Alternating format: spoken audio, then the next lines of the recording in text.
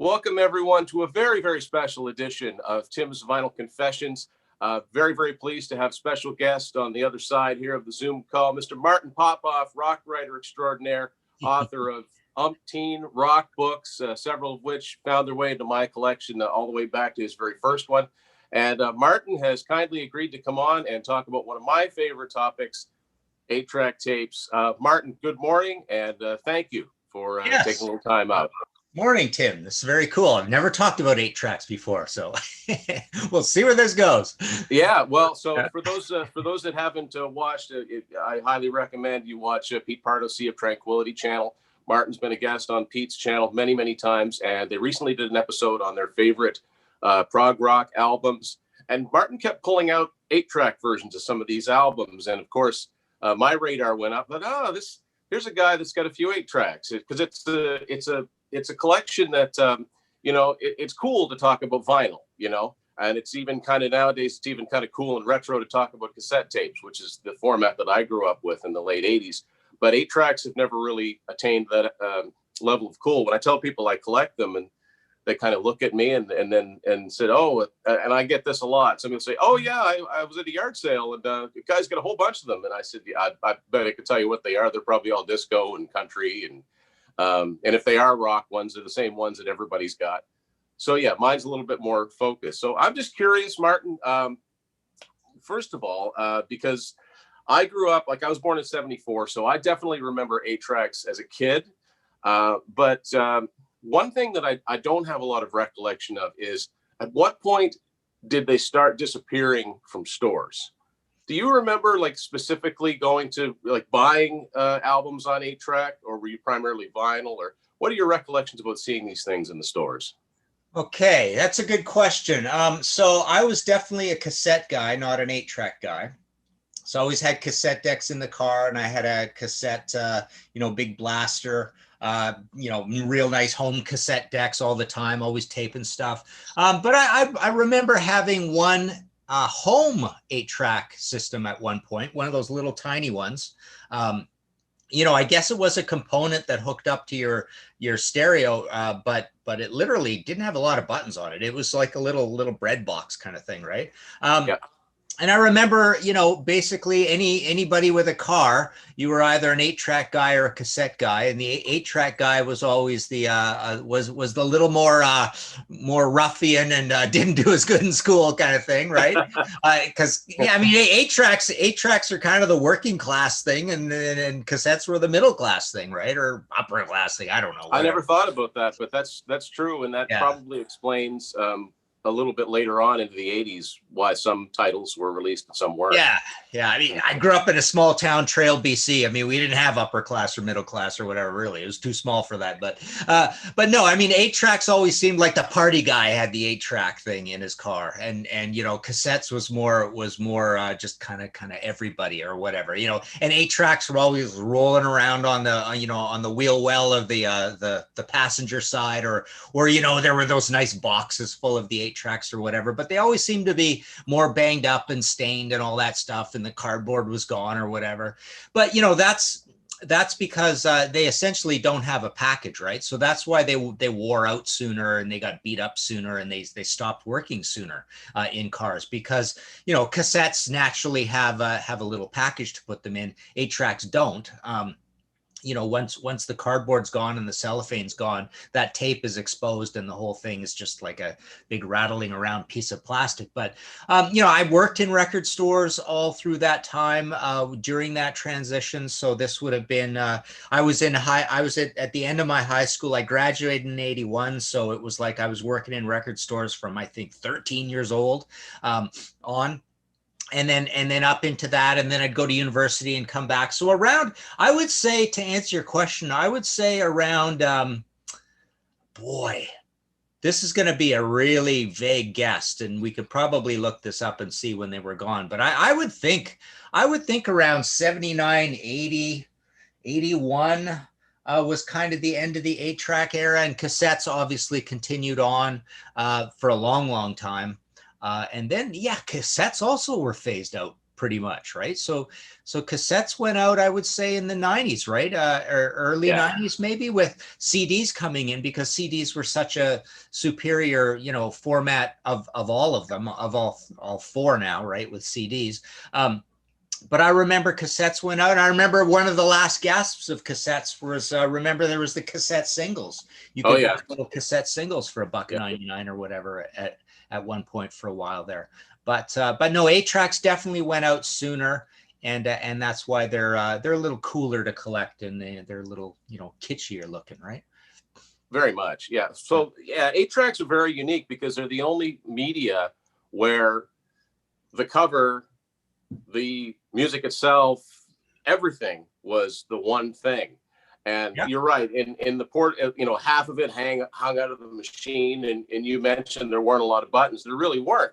There was basically your program switcher, because they had 4 programs, and they would try to make the programs of equal length, which is why you'd have songs that would fade out and then ka-chunk and then come back in. Yeah. So based on all the research I've been able to do, and I've done more than a sane person should, 8-tracks were available in stores to some extent, or were manufactured for retail sale, all the way up till the end of 1982.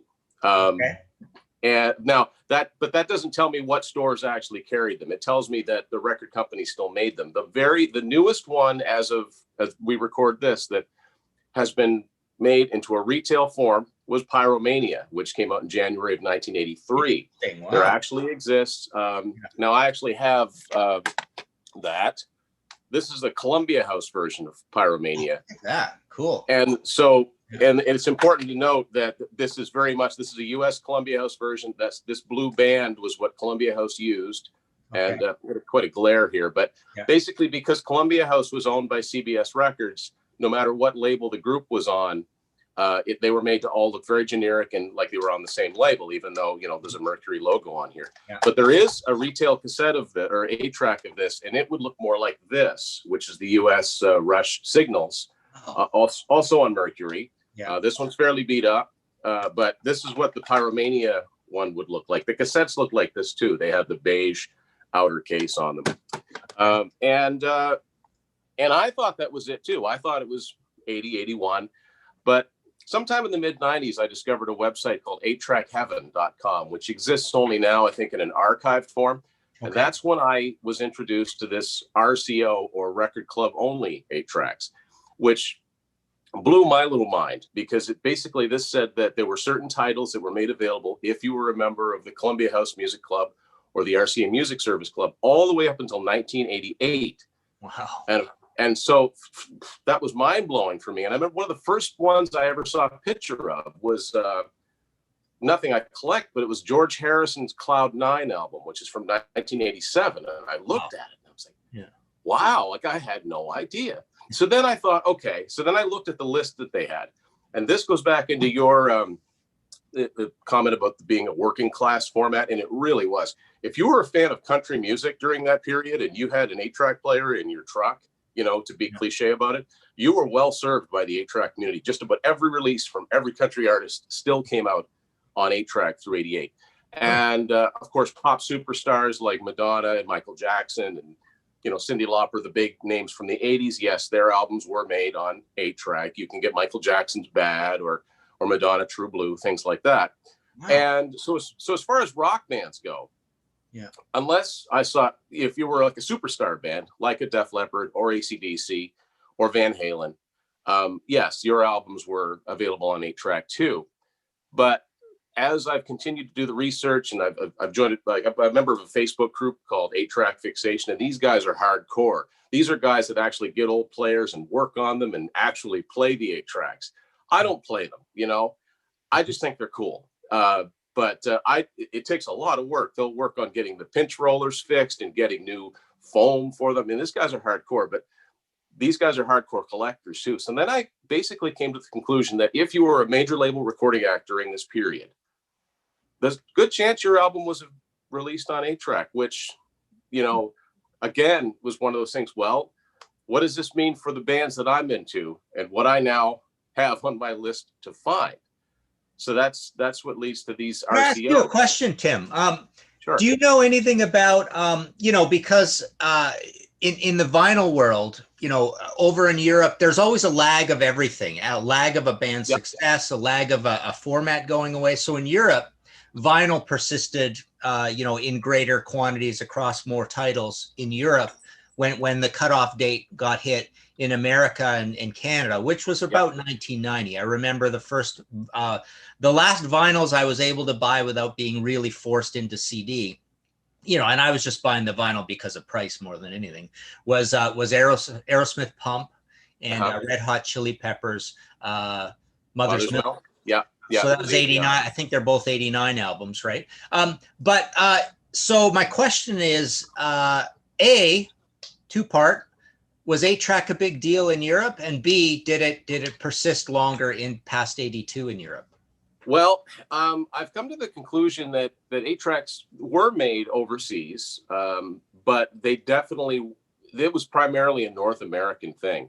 And I really don't think they lasted too far past the late 70s, because based on ones that I've seen, like there's ones that are rumored to exist, but until I see them, I'm kind of a doubting Thomas on that. I have to see it to make sure that it exists. You know, I actually have, I've just very, very few that didn't come from the States or Canada. Most of mine are from the States. Like you've got some sealed ones.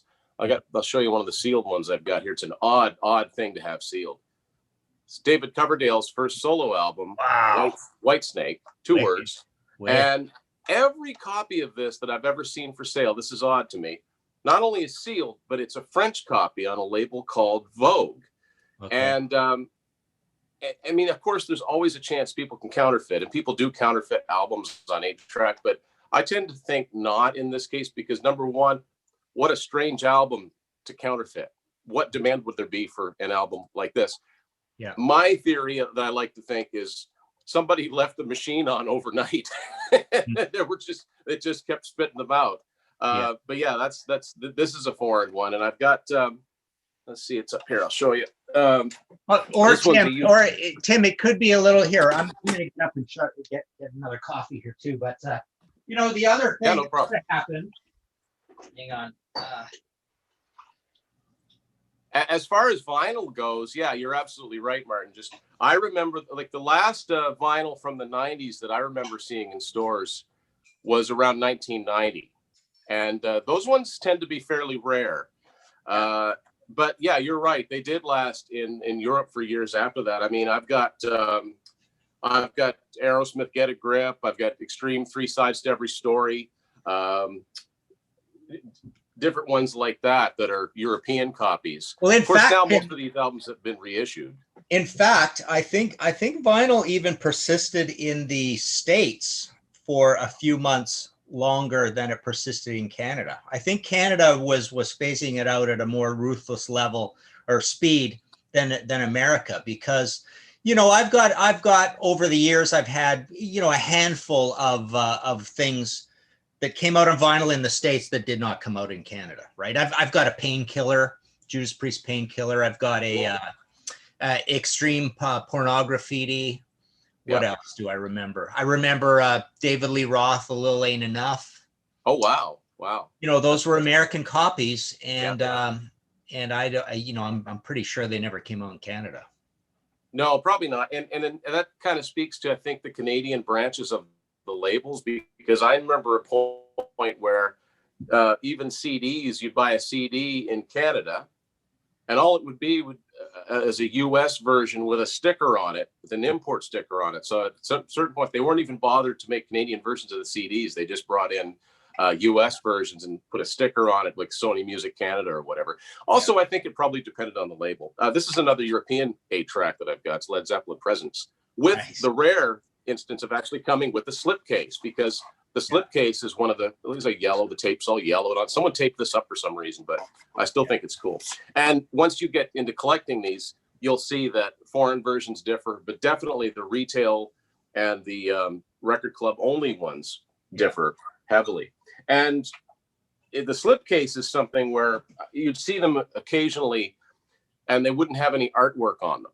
And I would think, well, that's strange. Why is that? Well, I came to realize why is because they came with a slipcase, a cardboard slipcase, just like DVD and Blu-ray do now, and they just get chucked, because they don't fit. You're right. They'd have the cases, that the brown cases with the felt spaces for them, and you couldn't really force the slipcase in. Like one of my prized possession 8-tracks, one of the rarest ones I have. This is the first Yesterday and Today album. Wow. And it's pretty beat up. Yeah. I would expect there was only one pressing of this, but obviously there's no artwork. Well, it would have come with a slipcase, because I also managed to find Struck Down with the slipcase. Wow. That is so cool. These are the only Y&T 8-tracks. Y&T are one of my favorite bands, and I've always wanted to find 8. And as far as I know, I don't know if any of their A&M albums came out on 8-track. I would expect that Earthshaker did, maybe Black Tiger, but until I see them, I have to think maybe they didn't. Yeah. So, I'm dying to go through this stack that I've got here and see what we've got. Absolutely, yeah. I'd like to see how late they go, number one, and I wonder if any of them are imports. I never really looked that closely, like European imports. So, yeah.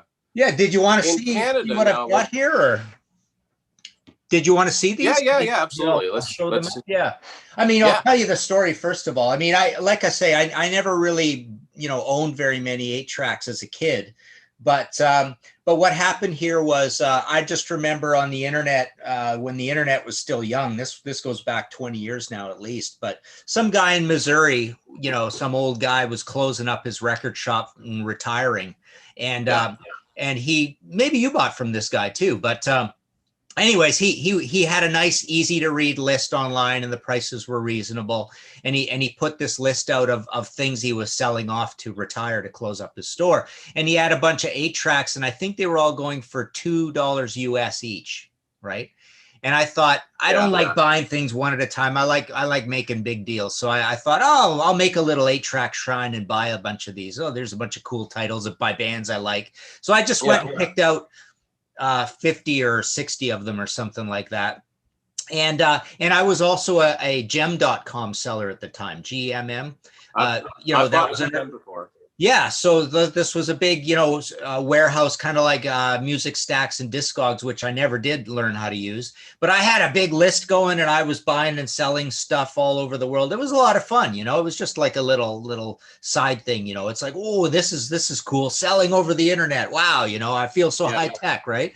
But I just took this entire list of 8-tracks and threw them all on Gem for $12 US and just forgot about them, right? And then a few sold in dribs and drabs over the years or whatever that I was on Gem. Gem's now out of business, so I might have sold 8 of them. Not very many at all, right? But still, it was just like I had this philosophy that with Gem is like, I would buy things for my own collection. I'll throw them on the list, forget about them. If they sell, woo, if they sold, or if I keep them, I'm perfectly fine keeping them. And that's kind of what happened with these 8-tracks, right?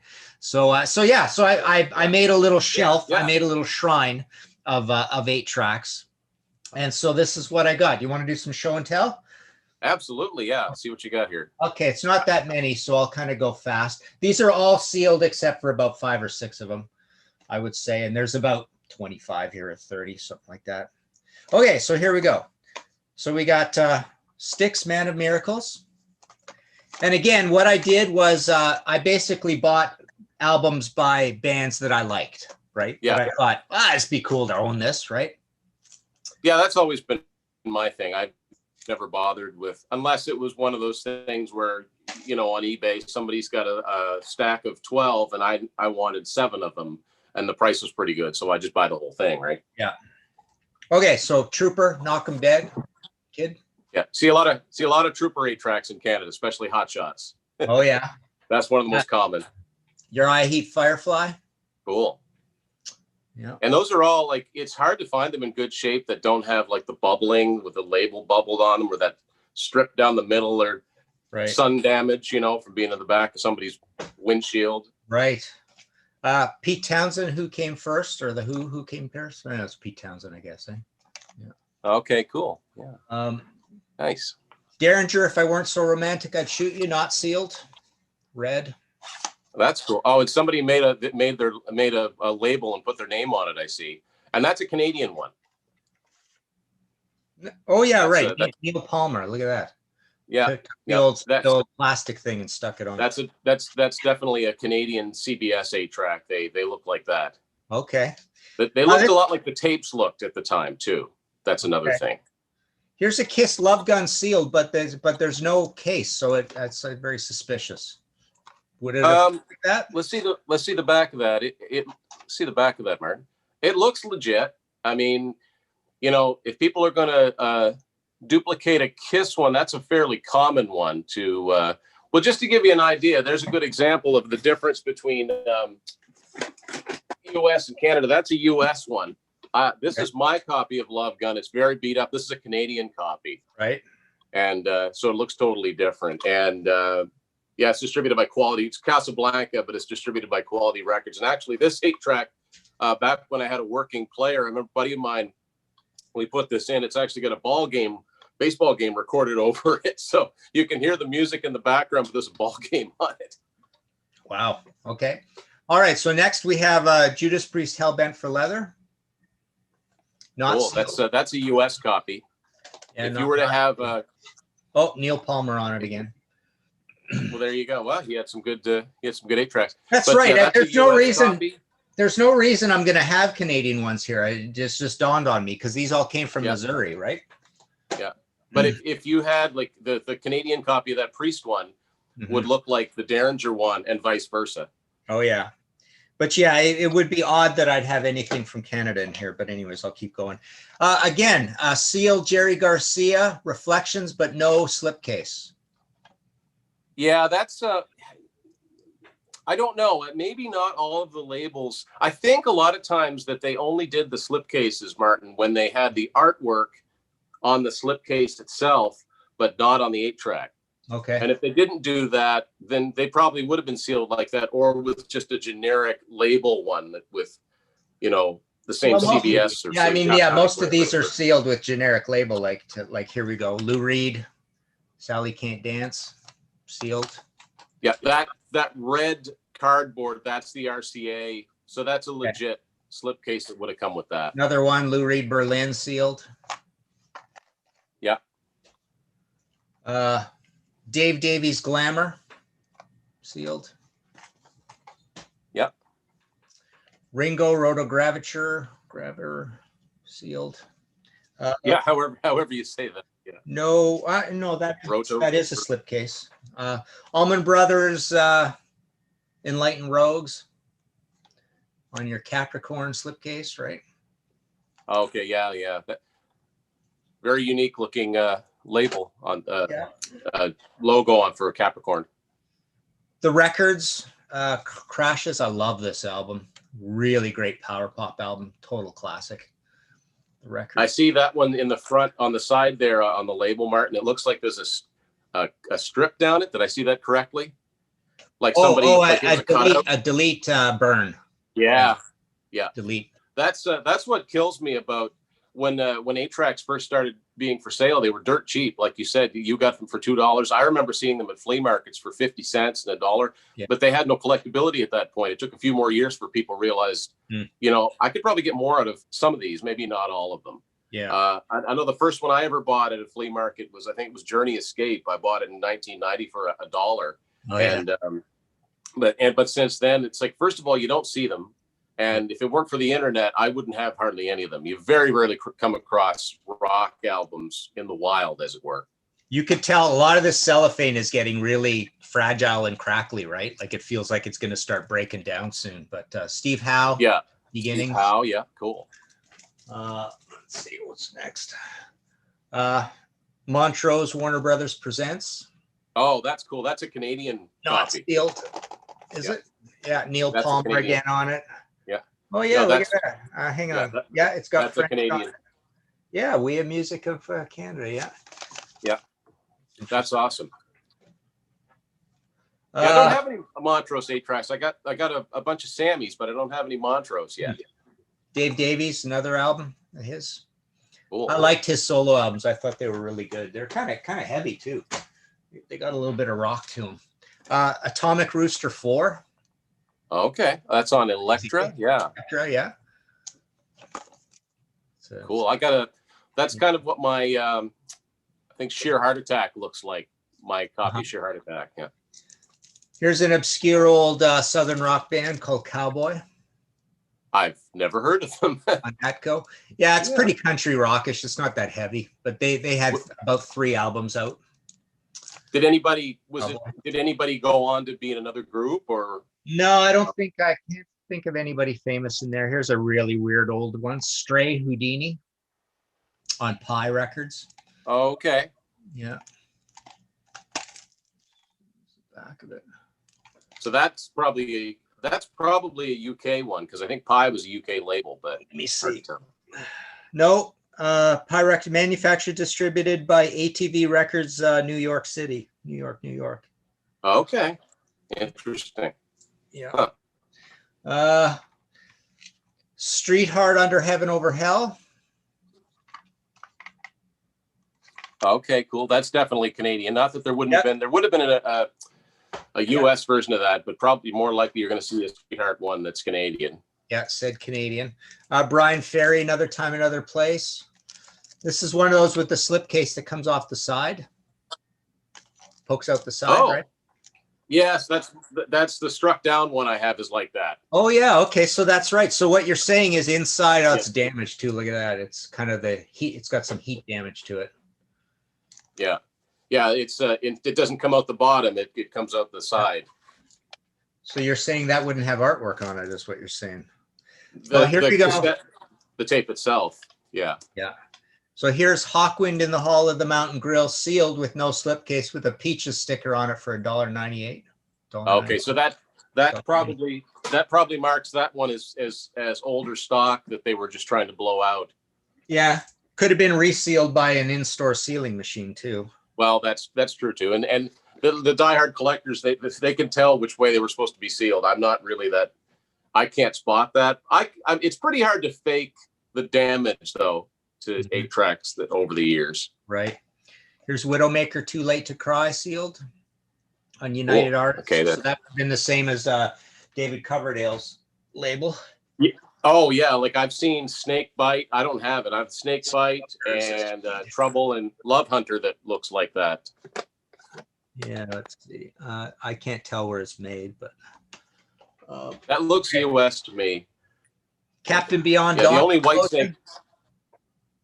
Okay, cool. That's a US Warner Brothers or Warner Associated anyway. Yep. Warner. Yep. Yeah, that's cool. Let's see. Genesis Duke. Cool. Yeah, that's a US one. I've seen the Canadian one. I think it's yellow. It looks more like that Street Heart one. Okay. Roxy Music, Flesh and Blood. Yeah. That's a pretty decent collection, Martin, for someone that wasn't really, working on one. We're a little over half done here. Ron Wood, I've got my own album to do. Okay, that's one that probably, is that a slipcase? Yeah, out the side kind, yeah. Yeah, that probably, the 8-track itself probably doesn't have any artwork on it. Okay, it's US. Ones like that, yeah. We've got Ringo Starr, Ringo the Fourth. Yeah. Here's a good obscurity, Nitzinger from Texas, pretty heavy band. Remember them? John. He was in what, Blood Rock? Associated. I don't think he was ever actually in Blood Rock. Okay. 1972 Capitol. Another. Do you have something to do with Alice Cooper, or am I getting him mixed up with somebody else? Yeah, he did. He played in Alice Cooper for a year or so. Another copy, same thing, Hawkwind, Hall of the Mountain Grill. Like I said, doubles of that. The Tubes Now. Is that now? Yeah, now. Tubes Now. Okay. That's very cool, like an A&M label slipcase for that. What's that look like on the side, Martin, on the label? Side. I like where you can read the. Yeah, that's Canadian. And that's what I thought. That's a Canadian one. Is it? Yeah, but I can tell that's a Canadian one because I've seen Nazareth ones that look like that are Canadian. Yeah, it's got French on the back. Doesn't say where it's made, but obviously Canadian. Yeah. Yes, going for the one. Cool. I've got a different looking copy of that. It's an RCA Music Service one. Mm-hmm. Here's a cool one. Tease. Nice. Is that Aquarius? Distributed by London of Canada. There's the side of it. Yeah. There's the other side. There's the edge of it. Yeah, that's definitely an early one. Another what? That's definitely an early Canadian one, and that's what the Aquarius tapes looked like at the time. I've seen April 1 it looked like that. Yeah, it says made in Canada, Force One Records. This is before they were on Aquarius, so there is no Aquarius stamping. Oh, okay. This is like and it must be an indie, although it's on London because London was Aquarius. London distributed, the very, very, very first copies of the first Rush album look like that. You can, inside the different stages collage there, and you could see there's a copy that it's blue, and it's got and I got a kick out of it when it has the arrows that say insert this side. Yeah. This side. I tell people which way it has to be played. Robin Trower in City Dreams. Well, yeah, Chrysalis logo very stands out. Another Enlightened Rogues. I guess you got doubles of that one. ELO on the Third Day. Cool. Yeah. Before they switched to a CBS or Jet. Another Nitsinger album, One Foot in History. That's the same one, eh? Right? Is it the same one? Oh yeah, I guess it is. Well, Nitsinger. either it's the same one or all their album covers look very similar. Yeah. Well, let me just see here quickly. I thought the other one was. Oh no, the other one was Nitsinger. So this is Nitsinger, One Foot in History. Nitsinger. That's the wrong album cover because the actual album cover is, I think, blue with silver foil on it. It's embossed. Okay. Yeah. That's interesting. UK, one of my favorite prog albums of all time. That's on Poly. Oh yeah, you'll like this, Martin. I've got one that looks like that. Uh-huh. Oh wow. That's beautiful. Yeah. Yeah. Okay, just 4 more here. Peter Gabriel. The car one. Yeah. Peter Gabriel. That's the first one, isn't it? The very first one. Yeah, I believe so. And then Salisbury Hill. After that, it's Scratch and then Melt. Right? Melt, yeah. Genesis, and then there were 3. Yeah. And then Viva Roxy Music. And the last one is the Roger Glover Butterfly Ball. Oh, cool. Yeah. Wow. Yeah, the hardcore Deep Purple collectors would be probably searching for that one. Mm-hmm. Yeah, I don't have it. I've got a handful sealed. Well, I showed you that David. One more. Edgar Winter with Rick Derringer. That's the last one. Well, what label is that one on? And that again is sealed with no slipcover whatsoever. It's on Blue Sky out of New York. Okay, so that's distributed by CBS. I think, a bunch of Derringer ones were on Blue Sky, and I'm trying to think of who else. But yeah, it's a CBS. That's a US CBS one. Okay. Yeah, it's just by chance that I found some on eBay and such that were sealed. Like I've got Triumph Rock and Roll Machine, the Canadian version on Attic. And this one it's got a sticker on it, a $4 price sticker, which that wouldn't have been the original price. I'm guessing they'd have been $7.98, $8.98, like that. It's a sealed version of Kiss Unmasked. This is a Columbia House version from the States because it's all the Columbia House ones would come in this blue. Huh. And then I've got a sealed copy of Yes Shows. Nice. The second live album. And this might have been an authentic from Dunn's. Can't tell, Dunn's. Anyway, it says $7.99, which that sounds like what an album would have sold for in 1980. So that's probably an authentic price sticker from its time. Yeah. But yeah, it's these record club only ones are so, I don't know why I'm so enchanted by them, but I think it's almost like they're out of time because if you think about it, if you were a member of Columbia House in the mid 80s, you had 4 format choices. Well, Tim, what would be really interesting is to find out how many were made of any of those and each of those. And what the different numbers are, right? That's what I'd like to know because I can imagine that the pressings were so, especially as they went later along. I'll show you some of the ones I've got here. It's definitely not all of them, and definitely. Well, you should try use your investigative skills and hunt down some record executive guys and see if you could find numbers. Right.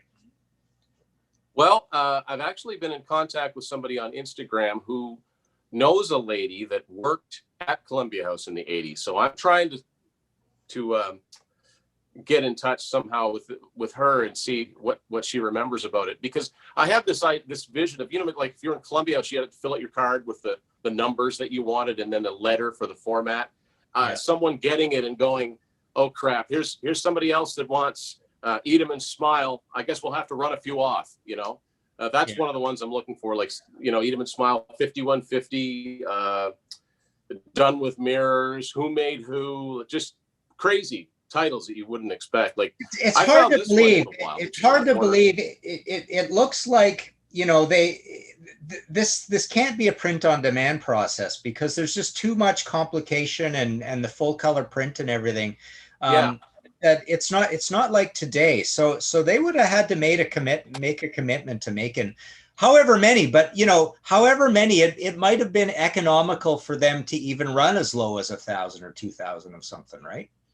I would have to think that the numbers would have been very, very low compared to the numbers of records and tapes. But I mean, Foreigner Agent Provocateur, I found that in Portland, Maine for $1. I was a little surprised by that.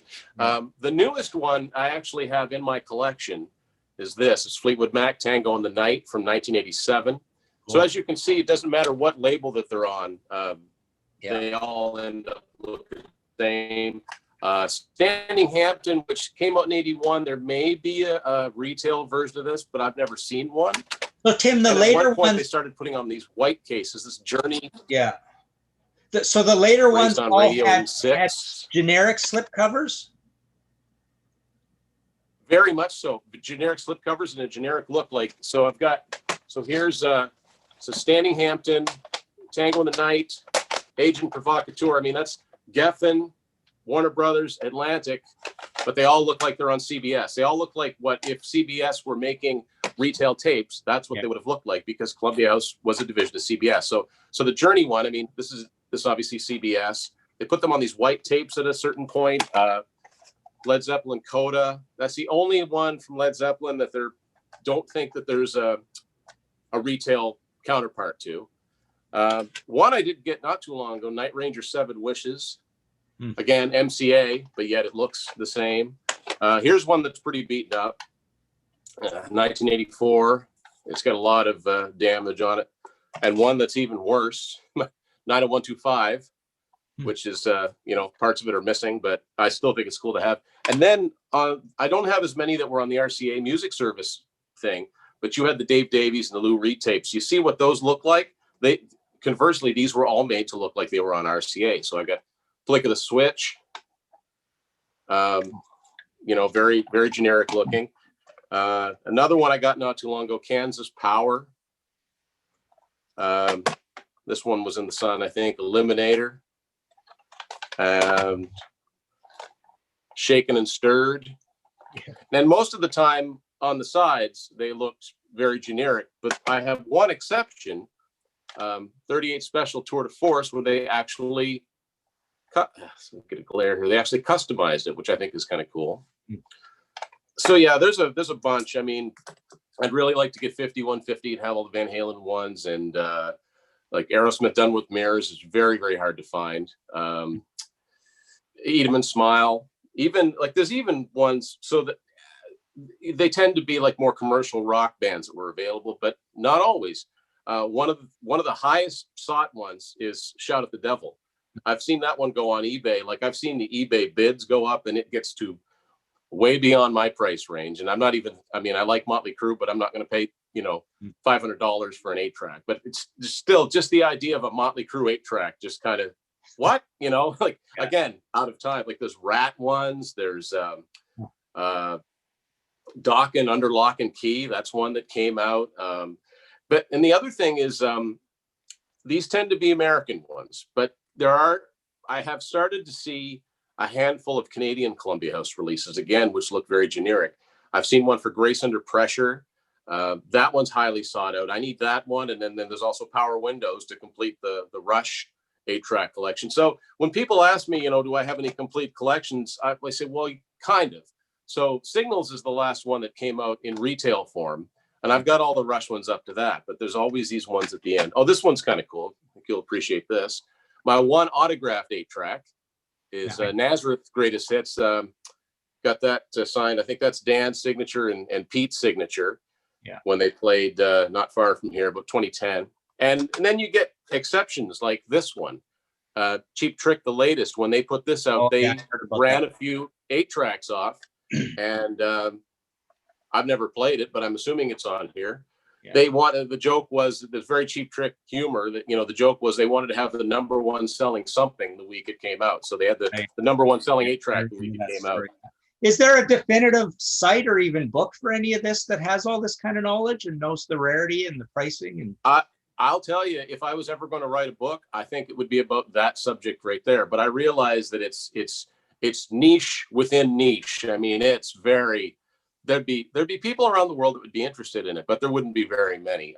The 8-track Facebook group I belong to is called 8-track Fixation, and there's a big database. As soon as they are made aware of one, they make a note of. I think it's a private group. I've been a member of it for years. That's when I found out that Power Windows actually existed on 8-track. I didn't know there was one for that. And that leads to another thing, because if they were made all the way up until 1988, there are certain albums that you wonder, well, is there one for? Okay, so good example. So if Rush Power Windows exists on 8-track, which it does, then there's a possibility that we may find that Kiss Asylum exists on 8-track. Because as of now, the newest one anyone's ever seen is Animalize. But they came out around the same time. Both came out on Mercury in the States. What's the rhyme or reason behind, making some titles and not making others? Fascinated by this. And then, getting back into the Canadian ones, like I wonder if there are 8-tracks for, say, Kim Mitchell, Coney Hatch, Helix, basically the bands that didn't make much of an impact south of the border. Right now, the only Kim Mitchell ones I have are these, High Class and Borrowed Shoes, and one I just found this summer, Live Magnetic Air, which I thought that was pretty cool. But it's even more arcane than 8-tracks is Reel to Reel. Reel to Reel. Wow. Reel to Reel is like the last frontier of. Yeah, that's really. I don't have any of those because they still haven't gone down to a level where it makes any sense. I still see them. I see them on eBay all the time. I've seen ones for like Aerosmith Rocks, and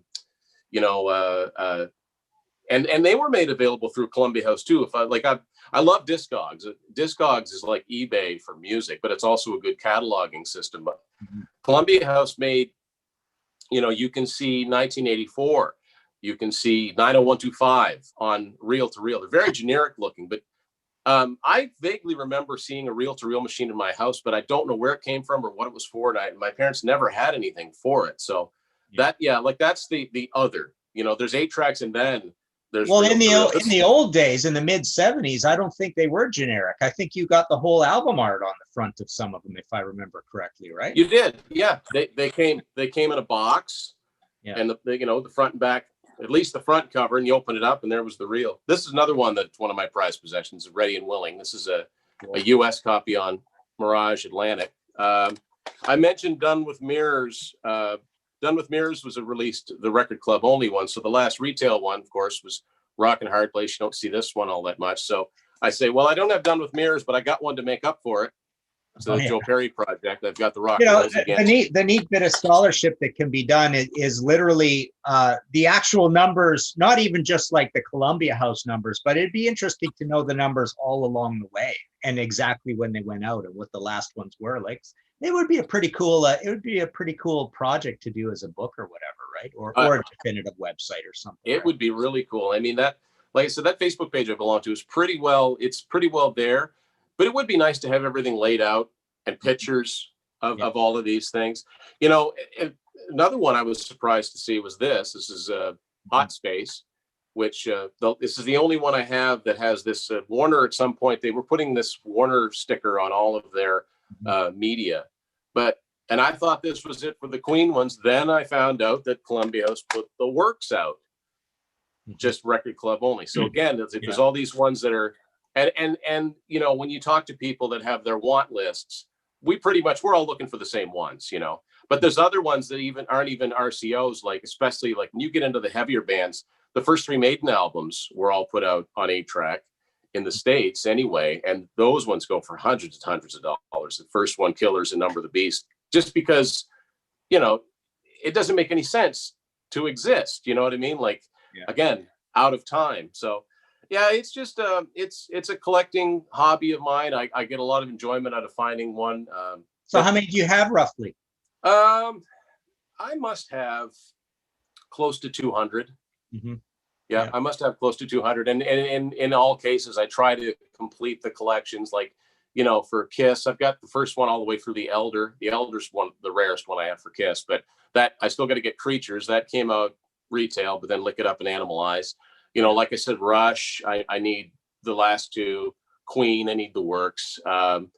Cheap Trick, I only need Next Position, Please. So yeah, so you get enough of those big collections and they add up after a while. Yeah. The very last ones known to have been produced were, they both came out November 15th, 1988. There was Fleetwood Mac's Greatest Hits and Journey's Greatest Hits. Nice. Because at a certain point, they stopped making them. You know, there was a full stop. And I don't know what the decision was. And those ones that hung in there, I guess they must have just been saying, look, we're just not selling enough of these to justify having the gear and and they started to get really cheap with just sticking a very small label on them. And, but it's just fascinating to me to know that, you know, as recently as 1988, they were still making these things. And there's no rhyme or reason. I'm going to go look at that website or that Facebook page, and hopefully I'll get in. I'd like to see it. That's neat. Yeah, request a membership. And that's another thing you can buy and sell off there. That's actually that earlier this summer. That's how I ended up with the Kansas Power one. I actually had two Cheap Trick, the latest, because I ordered one off Discogs a long time ago. It never came, and I forgot about it. And then like I got this very beat up package in the mail after I'd already bought another one. So I found somebody to trade with. That's how I ended up with that Kansas one. So yeah, it's I think you'll find it very, very interesting, some of the titles that exist. I mean, the first two Vandenberg came out as RCOs, just a lot of cool stuff like that. Cool. All right. So Martin, awesome. Thank you very much for you know, no worries, waxing poetic about 8-track tapes for all this time. At this point, I got to give you the floor here. What are you up to for books? I know I'm looking forward to the third in your Rush series, Driven. But what else have you got on the go? Tell the folks. Yeah, so Driven is coming out in March of next year. I've got the Thin Lizzy visual biography, still got a supply of that. I ran out of the Van Halen visual biography, but I think I'm going to get more. The Angel book that just came out a month ago, I'm pretty much out of that. I got about 30 of those left. I've still got the Iron Maiden trilogy. I've got the first Judas Priest. I've got the Sabbaths. A lot of stuff goes out of print. Some bad news today is that my mailing house is getting rid of international standard. So I'm going to be getting a lot less international orders because the prices to ship overseas are going way up. Although America's fine. I have no problem with America because I use US media mail rates. But no, that's about it. I've got a sweet book I'm trying to finish. I've been thinking about doing something on Blue Cheer, New York Dolls, Stooges, all in one book, MC5, Dictators, possibly all in one book. Got another one of these visual biographies we're working on Uriah Heep. So that's coming out in a little while.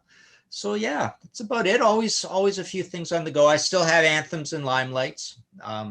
The first two of the Rush trilogy. Yeah, those those are fantastic. Right down to the binding and the pictures on them. I just love the way they look on the shelf. And I'm assuming the Driven will follow the same format. It's gonna match. Yeah.